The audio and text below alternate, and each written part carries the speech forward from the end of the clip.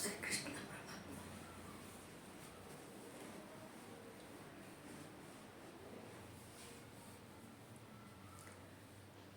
ಜೈ ಮಂಗಲಂ ಜೈ ನಮಃ ಪಾರ್ವತಿ ಶಿವ ಹರ ಹರ ಮಹಾದೇವ. ಸದ್ಗುರುನಾಥ ಮಹಾರಾಜ್ ಕಿ ಜೈ. सकल साधु संत महाराज की जय. राजे राजेश्वरी माता की जय. जय मंगलम जय नमः पार्वती शिव हर हर महादेव. गुरुर्ब्रह्मा गुरुर्विष्णु गुरुदेव महेश्वर. गुरुवे साक्षात् परब्रह्म ತಸ್ಮೈ ಶ್ರೀ ಗುರವೇ ನಮಃ. ಪ್ರಾತಸ್ಮರಣೀಯರಾಗಿರುವ ಎನ್ನ ಸದ್ಗುರುಗಳ ಚರಣವನ್ನು ಹೃತ್ಕಮಲದಲ್ಲಿ ಧ್ಯಾನಿಸಿಕೊಂಡು ಅದ್ವೈತ ಸಾರ್ವಭೌಮ ಚಕ್ರವರ್ತಿ ಸಿದ್ಧಾರೂಢಪ್ಪನವರಿಗೂ ಅವರ ಕರಕಮಲ ಸಂಜಾತರಾದ ಮೌನಯೋಗಿ ಗುರುನಾಥಾರೂಢರಿಗೂ ಅನಂತ ನನ್ನ ದೀರ್ಘದಂಡ ನಮಸ್ಕಾರಗಳನ್ನು ಸಲ್ಲಿಸಿ ಜಗನ್ಮಾತೆ ಜಗಜ್ಜನನಿ ಆದಿಶಕ್ತಿ ಕಾಳಮ್ಮನ ಪಾದಕ್ಕೂ ದೀರ್ಘದಂಡ ನಮಸ್ಕಾರಗಳನ್ನು ಸಮರ್ಪಿಸುತ್ತಾ ಶ್ರೀಮನ್ ನಿಜಗುಣ ಶಿವಯೋಗಿಗಳವರನ್ನು ಮೊದಲು ಮಾಡಿಕೊಂಡು ಶ್ರೀಕೃಷ್ಣ ಪರಮಾತ್ಮನನ್ನು, ಬಸವಾದಿ ಪ್ರಮಥರನ್ನು ಮೊದಲು ಮಾಡಿಕೊಂಡು ಎಲ್ಲ ಋಷಿಮುನಿಗಳಿಗೂ ನನ್ನ ಅನೇಕ ದೀರ್ಘದಂಡ ನಮಸ್ಕಾರಗಳನ್ನು ಸಲ್ಲಿಸಿ ಶಿವಸ್ವರೂಪಿಗಳೇ,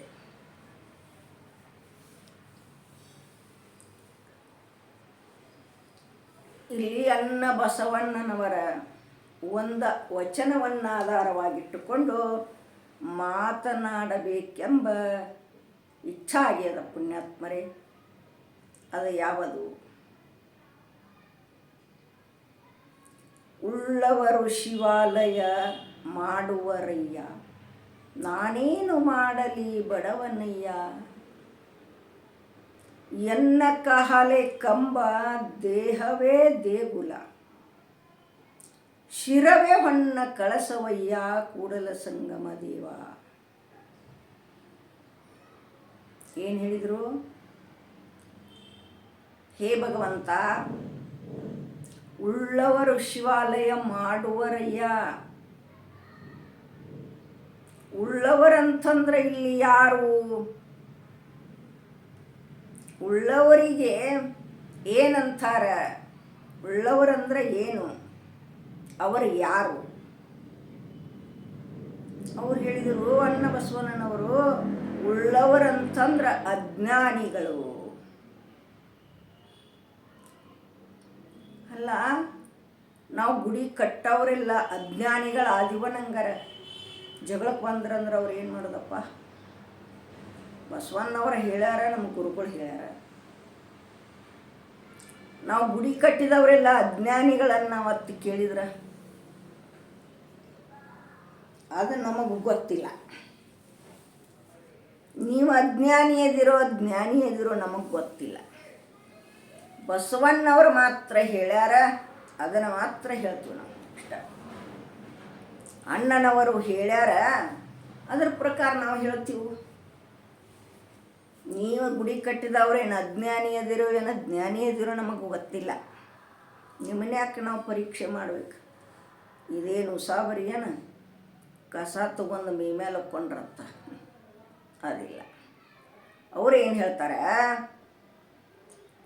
ಉಳ್ಳವರು ಶಿವಾಲಯ ಮಾಡುವರಯ್ಯ ಅಂದ್ರೆ ಅಜ್ಞಾನಿಗಳು ಗುಡಿಯನ್ನು ಕಟ್ಟುತ್ತಾರ.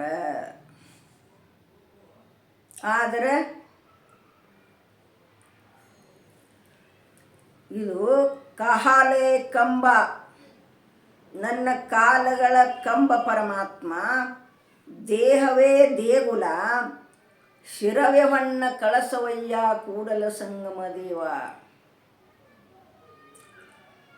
ನೀರು ಗುಡಿದು, ನೀ ಅಂದ್ರೆ ನಾನು, ನಾ ಅಂದ್ರೆ ನೀನು, ಇಷ್ಟ. ಬೇರೆ ಇಲ್ಲ. ಇದು ಕಹಲ ಏನದಾವಲ್ಲ ಅದು ಕಂಬ, ದೇಹವೇ ದೇಗುಲ, ಇದೇ ಗುಡಿ. ಶಿರವೇ ಹೊನ್ನ ಕಳಸವಯ್ಯ. ಕಳಸ ಎಲ್ಲೈತಪ್ಪ? ಗುಡಿ ಮ್ಯಾಲ ಕಳಸ ಇರ್ತಾವ. ಇದೇ ಕಳಸ ಶಿರವೇ ಹೊಣ್ಣಿನ ಕಳಸ ಅಂದ್ರೆ ಅವರ ಹೊಣ್ಣಂತಂದ್ರೆ ಬಂಗಾರದ ಕಳಸ. ಕಳಸವಯ್ಯ ಕೂಡಲ ಸಂಗಮ ದೇವ ಅಂತ ಹೇಳಿದರು ಪುಣ್ಯಾತ್ಮರೇ. ಗುಡಿ ಕಟ್ಟವರೆಲ್ಲ ಸಿಟ್ಟಾಗಕ್ಕೆ ಹೋಗಬೇಡ್ರಿ. ಎಲ್ಲರೂ ಅಜ್ಞಾನಿಗಳಿರುವುದಿಲ್ಲ. ಜಗತ್ತಿನಲ್ಲಿ ಎಲ್ಲರೂ ಜ್ಞಾನಿಗಳು ಇರುವುದಿಲ್ಲ. ಅವರು ಇರ್ತಾರೆ, ಅವರು ಇರ್ತಾರೆ. ಆದರೆ ಬಸವಣ್ಣನವರು ಹೇಳಿದ ಮಾತಿದು, ಅವರು ಹೇಳಿದ ವಚನ ಇದು. ನಾನೇನು ಮಾಡಬೇಕು? ಏನು ಮಾಡ್ಲಿಕ್ಕೆ ಬರ್ತದೆ? ಅವ್ರು ಹೇಳಿದ ವಚನ ಇದು. ಆ ವಚನ ನಾ ಹೇಳಲಿಕ್ಕತ್ತೀನಿ.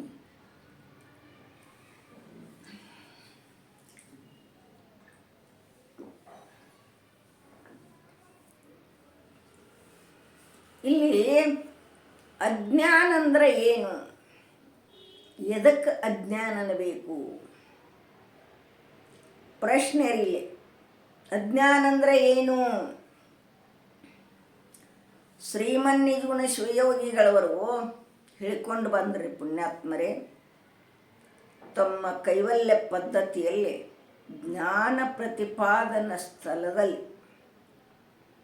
ಪದ್ಯವನ್ನು ತನ್ನ ನಿಜವನ್ನು ಪರೀಕ್ಷಿಸದೆ ಹೇವೆನ್ನದೆ ವಿಕೃತಿಯುಳ್ಳ ತನುವೆ ತಾನೆಂದು ಭಿನ್ನ ವಿಷಯದ ವಿಶ್ವವಿದನು ಕಂಡು ನನ್ನಿ ಎಂಬ ಬಗೆ ಬಿಡಲ ಅರಿಯದೆ ಅಜ್ಞಾನ ಅಂತ ಹೇಳಿದರು.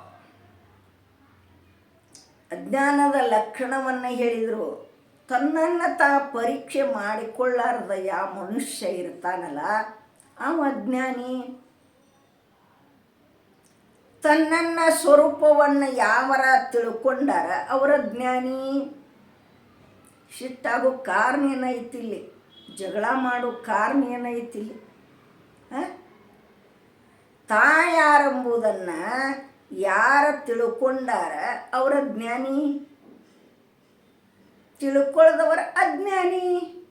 ಯಾರೇನು ಮಾಡೋದಿಲ್ಲ, ಯಾರೇನು ಮಾಡಲಿಕ್ಕೆ ಬರಂಗಿಲ್ಲ ಪುಣ್ಯಾತ್ಮರೇ. ಪ್ರತಿಯೊಬ್ಬರು ಜ್ಞಾನಿ ಆಗಲಿಕ್ಕೇ ಬೇಕು. ಯಾಕೆ? ಮಂದಿಗೆ ವಚನ ಕೊಟ್ಟು ಸುಳ್ಳು ಬೀಳ್ತೀವು, ಪರಮಾತ್ಮನಿಗೆ ವಚನ ಕೊಟ್ಟು ಬಂದು ನಾವು ಸುಳ್ಳು ಬೀಳುವುದೇನಿಲ್ಲ. ಮಂದಿಗೆ ಆದರೆ ಒಂದು 10,000 ರೂಪಾಯಿ ಕೊಡ್ತು ನಂದಿರ್ತಿ, ಕೊಡ್ತಾನಿಲ್ಲ ಯಾಂಬಲ್ಲಿ ಬಿಡತ್ ಹೇಳಿ ಒಳ್ಳೆ ಇಲ್ಲತ್ ಹೇಳ್ತಿ ಆ ಮನುಷ್ಯಾಗ. ಇಲ್ಲಿ ಸುಳ್ಳು ನಡೀತೈತಿ. ಆದರೆ ಪರಮಾತ್ಮನಿಗೆ ವಚನ ಕೊಟ್ಟ ಬಂದಿಯಲ್ಲ.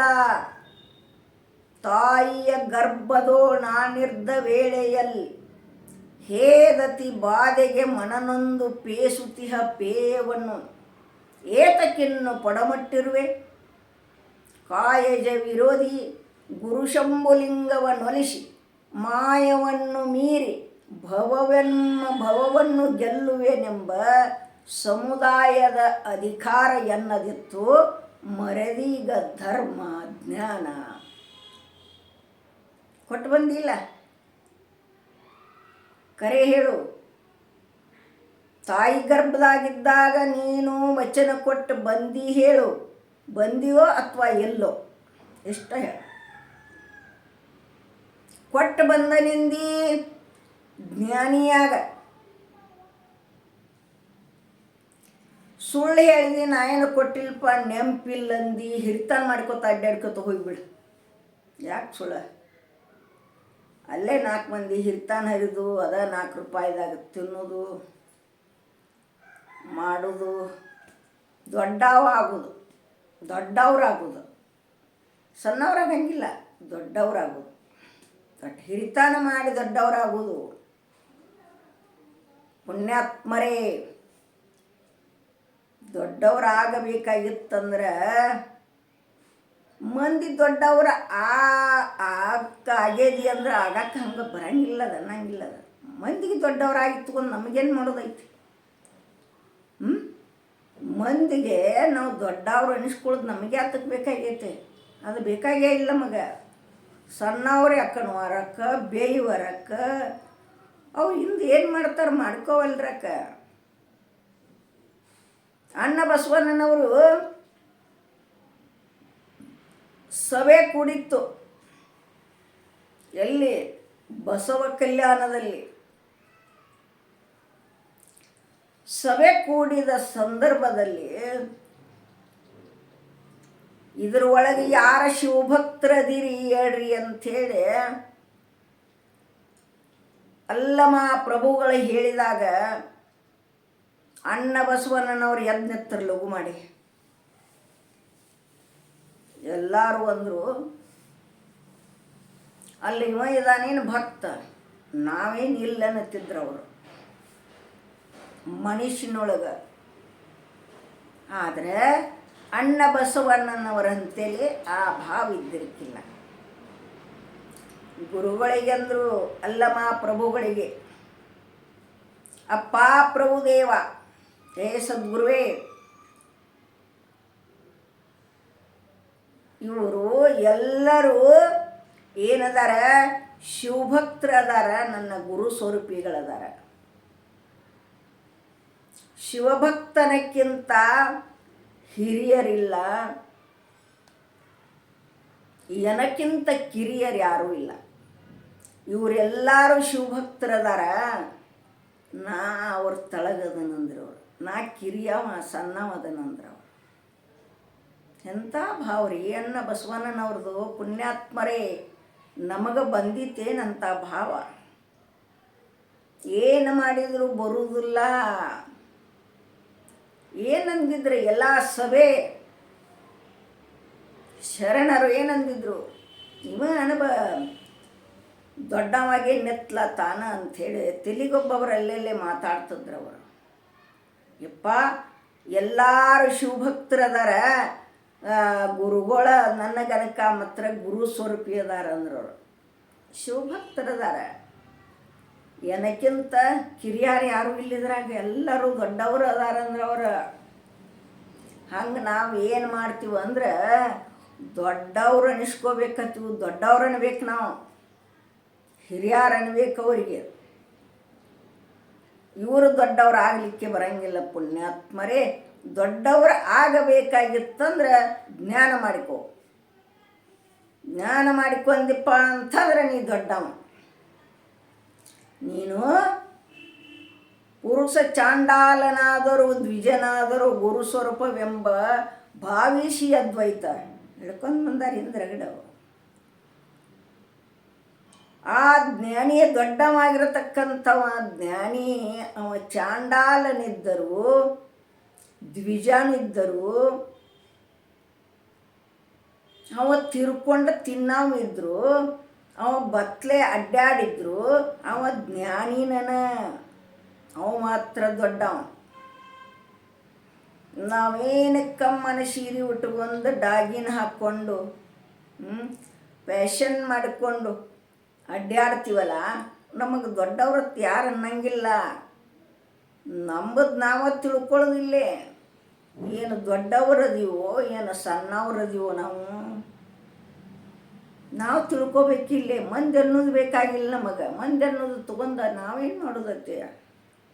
ಅದಕ್ಕೆ ಹೇಳಿದರು, ಜನರು ಮೆಚ್ಚುತ್ತ ನಿನ್ನ ಕೈಲಾಸ ಕೊಯ್ಯುವರೆ. ಜನ ಮೆಚ್ಚದಿರಹ ಶಿವ ಬಿಡುವತ್ತಿಹನೇ ಮರುಳೆ.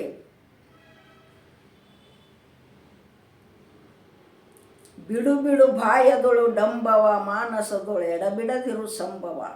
ಒಡಲೋಳು ವಂಚಿಸಿ ಹೊರಗೆ ಕೀರ್ತಿಸಿದರೆ ಶಿವನಿನ ಒಲಿಯನೇ ಮರುಳೇ.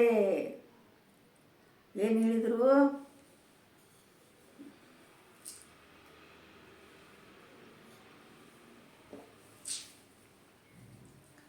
ಒಡಲೋಳು ವಂಚಿಸಿ ಹೊರಗೆ ಕೀರ್ತಿ ಪಡೆದರೆ ಶಿವ ನಿನಗೆ ಒಲಿತಾನೇನು? ಒಲಿದಲ್ಲ. ಶಿವ ನಿನಗೆ ಒಲಿಯಂಗಿಲ್ಲ. ಒಡಲೊಳಗೆ ವಂಚಿಸಬಾರದು ನೋಡ. ಜನರು ಮೆಚ್ಚುತ್ತ ನಿನ್ನ ಕೈಲಾಸ ಕೊಯ್ಯುವರೆ. ಜನರು ಮೆಚ್ಚಿದ್ರೆ ನಿನ್ನ ಕೈಲಾಸಕ್ಕೆ ಒಯ್ತಾರೆ. ಆ ಮೆಚ್ಚದಿರಕ್ಕೆ ಶಿವ ನಿನ್ನ ಕೈ ಬಿಡ್ತಾನೆ ಏನ? ಜನರು ಮೆಚ್ಚಲಿಕ್ಕೂ ಶಿವ ನಿನ್ನ ಕೈ ಬಿಡಂಗಿಲ್ಲ.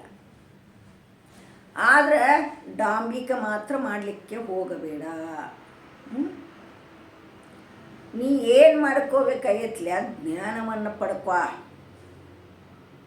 ಜ್ಞಾನವನ್ನು ಪಡ್ಕೊಂಡಪ್ಪ ಅಂತಂದ್ರೆ ನಿನಗೆ ಯಾವ ಗುಡಿನೂ ಬೇಕಾಗಿಲ್ಲ, ಯಾವ ಗುಂಡಾರನೂ ಬೇಕಾಗಿಲ್ಲ, ಯಾವ ಹಿರಿಯನೂ ಅನಿಸ್ಕೋಬೇಕಾಗಿಲ್ಲ, ದೊಡ್ಡವನು ಅನಿಸ್ಕೋಬೇಕಾಗಿಲ್ಲ. ಹಂಗಾಕದ್ ನಿನಗೆ. ಯಾಕೆ? ತತ್ವಜ್ಞಾನದಲ್ಲಿ ಅಂಥ ಶಕ್ತಿ ಐತಿ. ಯಾರೇನು ಅನ್ನೋದು ಬೇಕಾಗಿಲ್ಲ ನಮಗೆ. ದೊಡ್ಡವ್ರು ಯಾಕನ್ನು ವಾರಕ್ಕೆ, ಸಣ್ಣವ್ರು ಯಾಕನ್ನು ವಾರಕ್ಕೆ, 4 ಬೇಯಿ ವರಕ್ಕೆ. ಜ್ಞಾನಿ ಆಗಲಿ.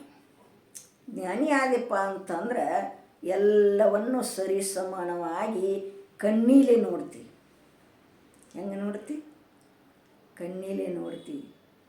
ಆದ ಕಾರಣಕ್ಕಾಗಿ ಉಳ್ಳವರು ಶಿವಾಲಯ ಮಾಡುವರಯ್ಯ, ನಾನೇನು ಮಾಡಲಿ ಬಡವನಯ್ಯ, ಎನ್ನ ಕಹಾಲಿ ಕಂಬ ದೇಹವೇ ದೇಗುಲ, ಶಿರವೇ ಹೊನ್ನ ಕಳಸವಯ್ಯ, ಕೂಡಲ ಸಂಗಮ ದೇವ ಅಂಥೇಳಿ ಅಣ್ಣ ಬಸವಣ್ಣನವರು ವಚನವನ್ನು ಬಹಳ ಸುಂದರವಾಗಿ ಹೇಳಿದಿರುವುದರಿಂದ ಇವು 2 ತೊದಲ ನುಡಿಯನ್ನು ಸದ್ಗುರುನಾಥನ ಪಾದಕ್ಕಿಟ್ಟ ಮುಗಿಸ್ತಾ ಇದ್ದೇನೆ. ತತ್ಸತ್ಪರ ಬ್ರಹ್ಮಣೇ ನಮಃ. ಹರಿ ಓಂ.